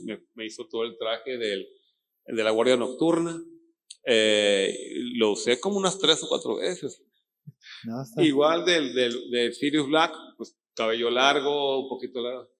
Busco algo que de alguna manera me pueda identificar un poquito con él sin tener que hacerme tanta cosa. No, pues se nota y se ven curadas, pues. Del Negan, del The Walking Dead. Ok. Me agarré el cabello para atrás. Sí, cierto, también lo hiciste. Agarré un bat ahí mal parado que tenía en la casa, le puse alambre, me corté 2 veces, y eso que no alambre de púas. Chamarra negra, y ya tenía lucil, y a divertirme, o sea, es como ponerte una máscara. Yo lo encuentro es muy divertido porque puedes liberarte un poquito de lo que a veces estarías un poquito consternido, pero no, o sea, ahí te liberas, juegas a ser el personaje, que es parte del encanto en cosplay, en cualquier disfraz que te pongan. Y aquí en Hermosillo, por ejemplo, ya se están usando mucho eso, las convenciones, ¿no? Ya hay más convenciones más seguido. Se habían parado por la pandemia, ¿no? Okay. Pues no dejaban agruparse a muchas personas. Eventualmente están surgiendo de nuevo. Poco a poquito ya se ven que se organizan para convivir las convenciones, aparte de tener un aspecto comercial. Lo importante es la convivencia. Personas que tienen el mismo gusto por tal género, que puedan juntarse, que puedan platicar, convivir, jugar, ¿por qué no? Eso es lo importante de una convención. El plus es la estrella invitada, o algo que puedas adquirir o comprar con algún stand que esté ahí a la mano. Pero siempre ha sido la idea central, la convivencia y el conocer gente con gustos similares a los tuyos. Sí, no sé cuándo fue hace 2, 3 años. Mis hijas fueron a fueron a ver a la señora que hace el doblaje de Cartman, de South Park. No sé cómo se llama la señora. Yo tampoco no recuerdo. Pero me acuerdo que fueron a verla ahí, y de un autógrafo y toda la onda. Pues, te quería hacer unas preguntitas nada más. Claro, dime. Así nada más rapiditas. Ahí lo primero que se te ocurra. Venga. Nada más para finalizar ya aquí el podcast. Por ejemplo, ¿tu anime favorito? Mi anime favorito, de todos los tiempos, híjole, que son muchos.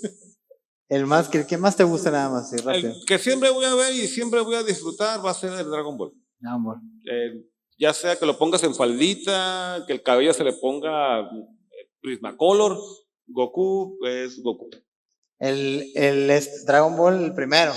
Sí, primero. El de niño. El de niño, me encanta. Tenía esa inocencia y picardía, que ya ahorita, pues, por su adultez, pues ya no es tanto, ¿no? Porque a muchos les encanta más el Z, ¿no? Como que tiene su encanto, por supuesto. Cada etapa tiene su encanto. Pero todos, de alguna manera, el primer Goku que conocimos, el Goku pequeño, inocente, que andaba con Bulma recorriendo el planeta, tratando de encontrar las esferas del dragón, conociendo a diferentes personajes. Pero esa inocencia de Goku que encantaba, porque no había malicia en él, ¿no? Siempre fue, bueno, todavía no hay tanta, ¿no? Pero igual era un niño y pues era enternecedor verlo. Pero también yo me fijé en un punto ahí.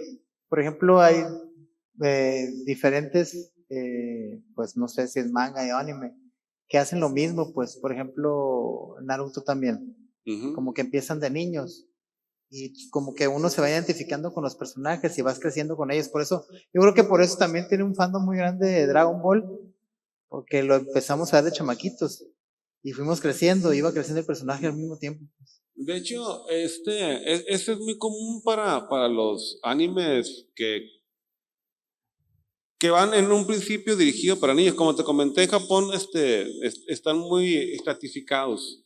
Entonces, si tú empezaste a ver, de hecho, hay un comercial buenísimo no voy a decir marcas, de una consola que sacó un videojuego de Dragon Ball. Entonces, en este comercial japonés se ve a un niño viendo Dragon Ball, la primera etapa. Creo que sí lo he visto. Entonces, constante, va creciendo el niño, va creciendo la serie y Goku se va haciendo más adulto. Entonces, ya se ve a este niño como un adulto trabajador, viendo el videojuego, comprándose el videojuego, jugando el videojuego y recordándose a él cómo era convivir con la serie de Dragon Ball. Entonces, te tienen un toque de nostalgia que... Sí. Y esta es la razón por la que muchos animes comienzan con el personaje de niño. Chiquito. Porque hay otros personajes que ya te los sueltan más adultos, ¿no? Pues ya depende, como te digo, el tipo de anime que estés procurando. Pero en particular estos que van dirigidos para niños crecen con la gente. One Piece, por ejemplo, también, que era un chico locuaz y eventualmente va al One Piece, se pelea con otros piratas, va creciendo de nivel y ve la evolución del personaje. Y al mismo tiempo que los fans van creciendo también conjunto con el personaje. Es muy divertido. ¿El último anime que viste? Chainsaw Man, o El Hombre Motosierra. Está buenísima, está muy, muy recomendable. ¿Personaje favorito masculino del anime? Del anime. Cielos.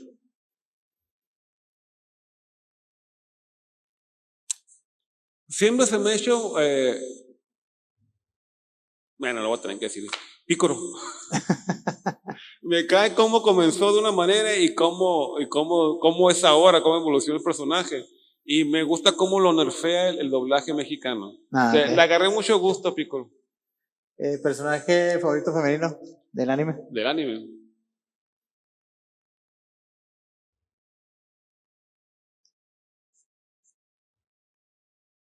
Tú que tienes más apertura. Es que se me vienen tantas imágenes a la cabeza y separar una.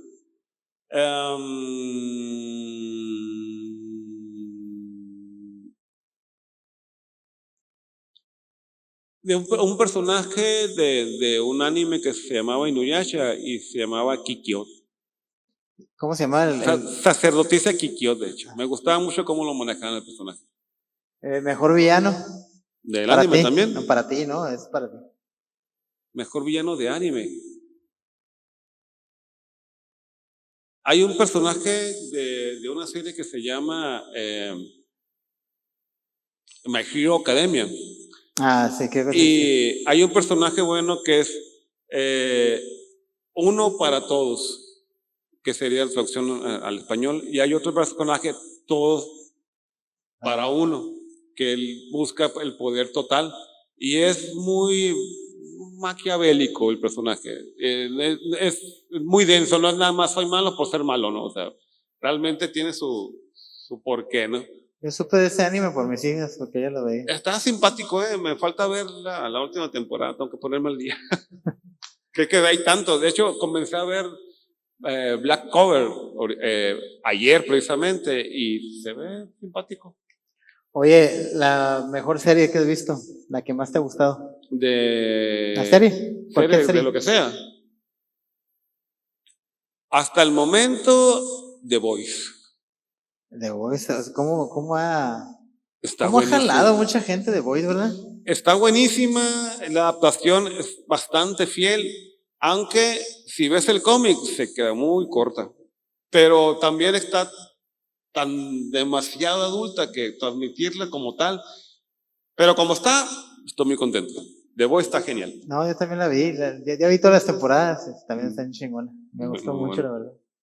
Me gusta mucho el Homelander a mí, me gusta mucho el actor, cómo lo representa. O sea, Es que es un psicópata hecho las derecho. caras, o sea, todo, los A mí gestos. me encantó, aparte de ese personaje, o de Butcher también, que está bastante interesante. Salió, híjole, no quiero spoilear. Soldier Boy, no recuerdo cómo le pusieron en español. Caporal. El caporal le pusieron en español. Porque el actor, yo lo disfrutaba mucho en una serie que se llamaba Supernatural, que era de los hermanos Winchester, el Dean. Entonces me gusta mucho que veo mucho de ese personaje en Caporal. Y él, por venir de una época diferente, que en este caso es la Segunda Guerra Mundial, se le podría considerar en estos tiempos misógino, entre otras cosas. Pero verlo así, tal como es, o sea, me gustó muchísimo el personaje. No se podría decir que es un villano como tal, ni tampoco un héroe como tal, pero esa introducción que le dieron me encantó. Me encantó en The Voice, ¿no? Que es una serie genial. Si no lo han visto, véanla. Te voy a preguntar el superhéroe favorito, porque ya nos dijiste Superman. Superman, siempre, para siempre. El último cómic que has leído. El último cómic que he leído es de hecho no fue un cómic, fue un manga. Pero bueno, el último cómic que leí es el Metal Pesado, el de Batman. Metal Pesado. Heavy Metal. Ok. Oye, bueno, no venía aquí, pero por ejemplo, ya viste ahorita que sacaron los Avengers, ¿qué es? Doomsday, creo, ¿sí se llama Doomsday, no? No, es Doctor Doom. No, pero el nombre es Avengers Doomsday, algo así, ¿no? La película. Okay, parece que te refieres al personaje. Ajá, pero ya ves que sacaron al Doctor Doom, ¿qué dices? Con el Robert Downey Jr. ¿Tú crees que va a ser una variante del Iron Man? Es que lo interesante es que en el cómic sí hay dos variables de Tony Stark. ¿Ah, sí? Que se convierten uno en Doctor Doom y otro en un personaje que ubicarías como Doctor Doom. No sé cómo lo vayan a manejar, la verdad. Como puede ser un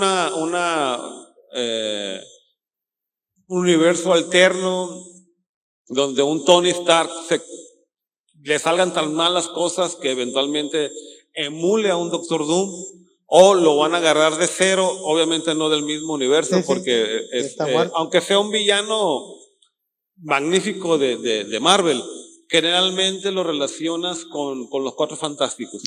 Entonces muy probablemente va a salir en los Cuatro Fantásticos y después lo van a pasar contra los Avengers o contra quien se pare, ¿no? Pero estos Avengers que están ahorita ya conocen la cara de un Tony Stark. O sea, ¿cómo lo van a manejar? O les puede salir súper bien o muy mal. Les vamos a dar beneficio a las dos. Pues todavía tienen tiempo para planearlo bien, ¿no? Creo que hasta el 2025, ¿va a salir 2026? 2026 me parece. Pues todavía tienen chance. Y aparte de que es un personaje muy querido, Robert Downey Jr., ni mandado ser para ser Tony Stark. De hecho, aún tengo la esperanza de que en algún universo paralelo, no sé si sabías, pero antes de Robert Downey Jr., estuvo contemplado Tom Cruise como Iron Man. Sí. Pero él lo rechazó porque decía, ya, ¿qué voy a andar haciendo yo con superhéroes? ¿No? Y estaba muy entretenido con su Misión Imposible. Que no la suelta, ¿no? Buena suerte para Robert Downey Jr. y aparte hizo un Tony Stark magnífico, ¿no? Todavía estoy imaginando por ahí que pueda ser un Iron Man de algún universo y que pueda salir Tom Cruise con una armadura, ¿no? Pues, estaría simpática, pues por lo menos el paneíto. Pues se supone que había muchos rumores de que iban a salir cuando estaba el Doctor Strange, el del Multiverse Madness, algo así. Ahí estaba mucho el rumor de que iba a salir Tom Cruise, como el... Sí, se manejó mucho, entre otras cosas, ¿no? Por ejemplo, no me esperaba al actor del Javier, el original de los X-Men, que fue una grata sorpresa. El Black Bolt, por ejemplo, de la serie de televisión de los Inhumanos, que lástima de serie no pegó. Había mucho contexto, pero no lo manejaron propiamente. Pero jalaron al actor. Y él ya tenía trabajo haciendo como capitán de la nave Enterprise, de una serie de Star Trek. El capitán... Bueno, el capitán. Previo al capitán Kirk. Ok. Oye, y la última. ¿Quién ganaría entre Goku y Superman? Ay, Dios. Es la clásica de todo el mundo. He tenido unas discusiones larguísimas por internet, por eso, porque yo disfruto mucho de Goku. Me gusta su anime, me gusta su personalidad. Obviamente, pues he sido fan de toda la vida de Superman. Pero los fans no digo que todos, se basan mucho en el amor que le tienen al personaje. Ajá. Y yo lo entiendo y lo respeto. Yo también amo mucho el personaje de Superman, pero yo cuando les empiezo a hablar con datos, empiezan a decir, no, pero es que Goku esto, y yo lo siento, pero Superman gana. Duele a quien le duela. Pues la verdad sí. ¿Sabes en qué me baso yo? Yo también pienso igual que tú. Yo me baso en más que nada de que Superman salió primero, pues. Y que para mí Goku está inspirado en Superman. De hecho está inspirado en Superman. Si te fijarás, un planeta que murió, sobreviviente, llega en una nave, fue criado como terrestre y por ende darles los valores para ser como es, a diferencia de otros Saiyajins que sobrevivieron, que no tenían esos valores y pues eran muy bélicos, por llamarlo así. También hay datos de que, por ejemplo, cuál es la fuerza de Superman comparado con la fuerza de Goku, de la resistencia de cada cual, en qué nivel, de tal nivel. Alguien hizo la tarea,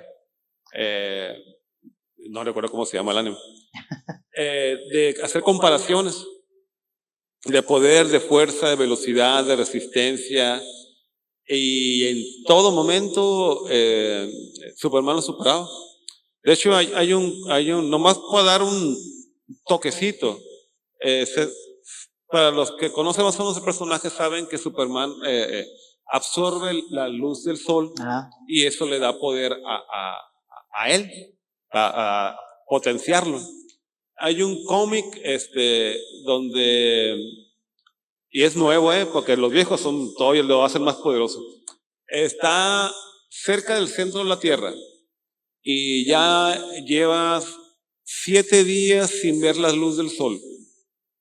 Y está levantando en unas máquinas especiales el peso del mundo.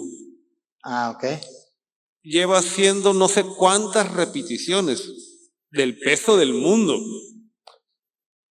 y sudó una gota. Y tenía 7 días sin ver el sol, o sea, no estaba en su mejor momento, pues vaya. No estaba en su prime, no estaba en su prime, ¿no? O sea, es realmente muy, muy poderoso. Mucha gente dice, oye, ¿qué tan fuerte es Superman? Y los mismos creadores dicen, Superman es tan fuerte como tiene que serlo. O sea, si no es necesario que jale un sistema solar, no lo va a hacer. Pero si se ve la necesidad de hacerlo, lo puede hacer, lo va a hacer, vaya. Es que eso se nota, hasta en las películas, hasta en las animaciones, se nota luego, pues. Se nota que se contiene. Se contiene. Que nunca utiliza su fuerza totalmente por cuidar al rival, pues. Sí, de no lastimarlo, de no matarlo, ¿no? Luego se nota, pues. Entonces, en este video que te comento, hicieron una contabilidad de qué tan fuerte, rápido y podría ser Goku comparado con una pelea con Superman, y siempre se queda abajo. No faltaba el que podría, no, pues que llega Goku y lo teletransporta a un sol rojo. Ok.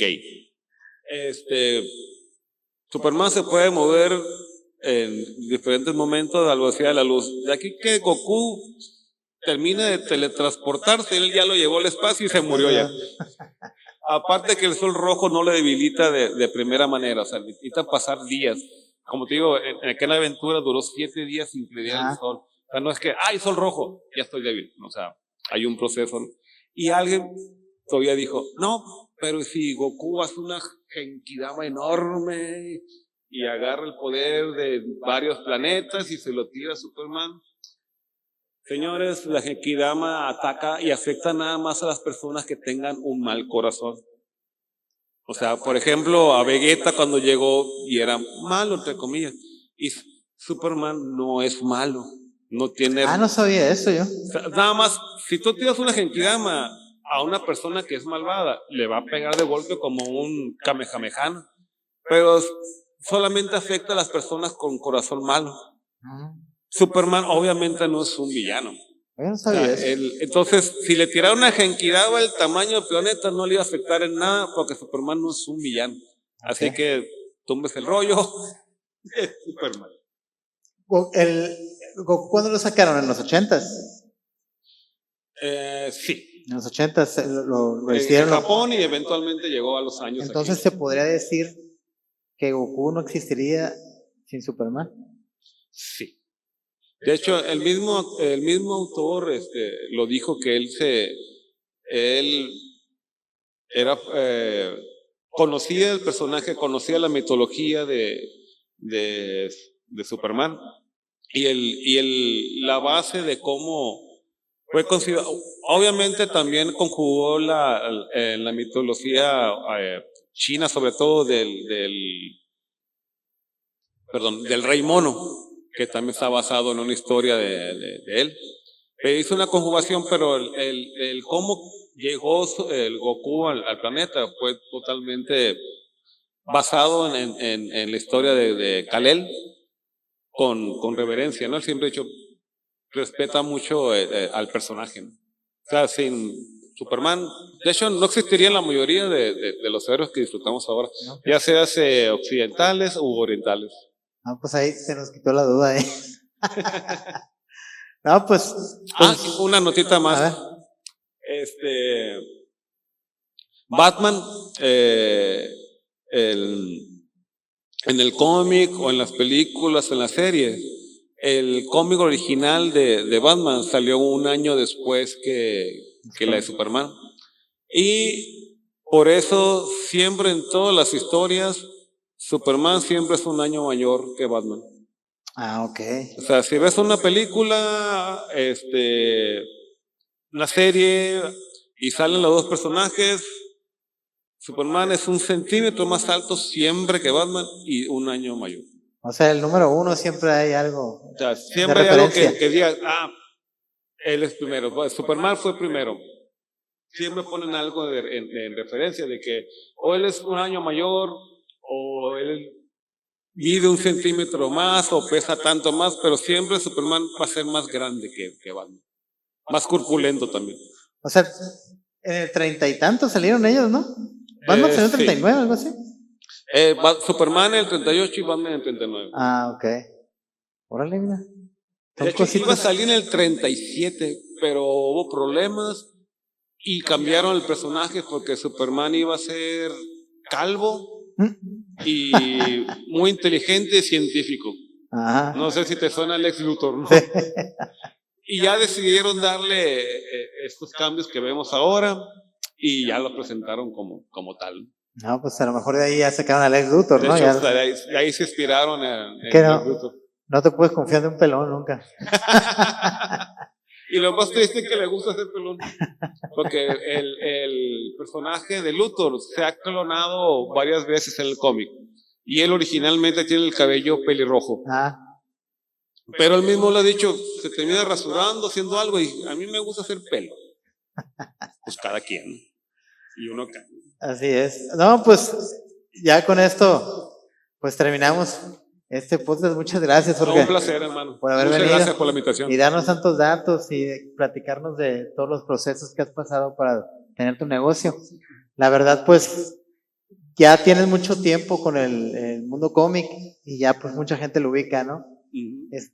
Uno lo conocimos pues pasando por ahí, ya después yo supe que tú lo tenías, que ya tenías muchos años ahí, y me imagino que con el tiempo pues va creciendo más los clientes, ¿no? Van creciendo los clientes de edad, pero también van creciendo la cantidad de gente que tenemos el gozo de disfrutar de tenerlos como clientes. A pesar de que puedes encontrar la mayoría de las historias en internet, sin necesidad de comprar el cómic en sí, pero viejos coleccionistas o viejos lectores como nuevos, no hay nada como el papel en la Claro. mano, el olor de la tinta. No tiene Tenerlo tú, sí. ¿no? Aún hay mucha gente que disfruta el tenerlo táctil que verlo en una pantalla. Sí, ¿no? sí, en físico. Que si no encuentras de otra, pues está bien. Yo también he visto en pantalla, no lo voy a negar. Pero no hay como tener un papel en la mano. Sí, claro. Pues muchas gracias. Gracias por haber venido. Esperemos que vengas pronto otra vez a Lo contarnos disfruté más muchísimo historias. y sería un placer. Pues ya quedó otro capítulo del podcast activo, señores. Muchas gracias. Buenas noches.